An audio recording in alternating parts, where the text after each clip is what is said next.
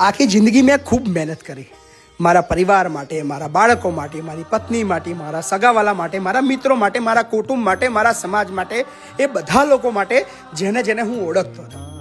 પણ મારો અંત સમય હતો. દુઃખની વસ્તુ એ છે કે મને કોઈ મળવા પણ ના આવ્યું, મને કોઈ જોવા પણ ના આવ્યું.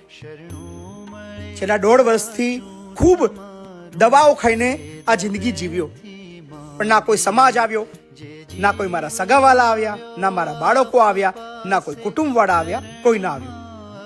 મારા અંતિમ સફરની અંદર હું એકલો જ હતો અને એ સાથે લોકો જોડાયા હતા જેને હું ઓળખતો પણ નથી. આ દુનિયા છે. તમે જેના માટે કામ કરો છો, જેના માટે તમે રડો છો, જેના માટે તમે લડો છો, જેના માટે બોલો છો, જેના માટે આખી જિંદગી કમાઈને તમે એને આપો છો, પણ તમારો અંત સમય એવો છે જેની અંદર કોઈ તમને સાથ નથી આપતું. આ શરીર જ્યારે કમાવાનું બંધ કરી દે, કામ કરવાનું બંધ કરી દે, એ શરીરમાં જ્યારે શક્તિ ના હોય, એને એમાં ચાલવાની શક્તિ ના રહે, હાથ ઉઠાવવાની તેવડ ના રહે, બધું જ આપણી શક્તિઓ જ્યારે કમજોર પડી જાય ત્યારે આપણો સાથ આપવા વાળું કોઈ હોતું નથી. આ છે સત્ય ઘટના. અને આપણે આખી જિંદગી જેના પર અભિમાન કરીએ છીએ, ગર્વ કરીએ છીએ, આપણને પાવર હોય છે, પણ એ બધો જ પાવર અહીંયા આવીને સમાપ્ત થઈ જાય છે. આ છે મનુષ્યનું જીવન.